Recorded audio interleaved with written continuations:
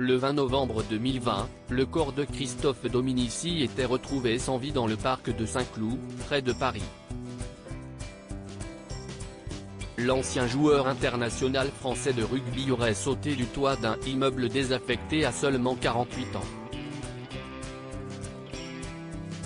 Interviewé par Le Parisien à la veille du match de top 14 entre le Stade français et Toulon, son épouse Loretta Denaro a confié comment elle parvenait à gérer la mort du sportif, père de ses deux filles Chiara et Maya.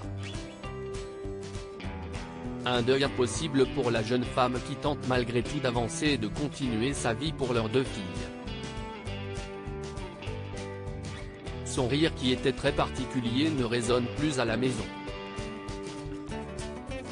Si est-il compliqué de parler de Christophe au passé. On est trois femmes seules à la maison sans leur roi. Il nous manque terriblement, confie-t-elle dans un premier temps. Ce fut 2 ans difficiles. Il y a une vie avant et une vie après ce choc. Si est-il un choc qui nous a tous fait grandir trop vite. Chacun de nous a sa façon de gérer la peine. On fait comme on peut, de notre mieux pour la famille, les amis et pour ceux qui nous entourent. On a découvert beaucoup d'amour autour de nous, on a redécouvert des amis magnifiques. Évoquant les causes possibles de son suicide, Loretta indique que son mari avait été fortement blessé par la reprise avortée du club de Béziers.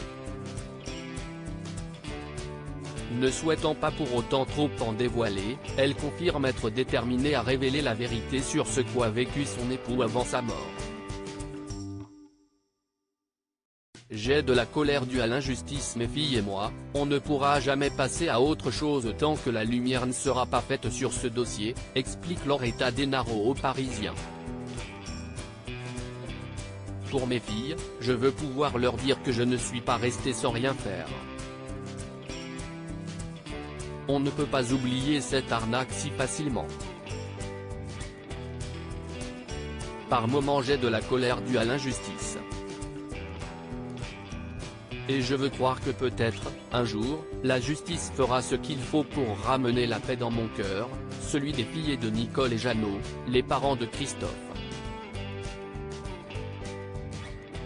Des gens ont profité de lui dans un moment de faiblesse, ajoute-t-elle, désemparée que l'homme de sa vie puisse avoir été trahi par des personnes qu'il pensait être ses amis. La peine, personne ne nous l'enlèvera. À un moment, il faut transformer la peine en force pour mes filles, pour ma famille, pour leur laisser un espoir dans le futur, conclut la veuve de Christophe Dominici.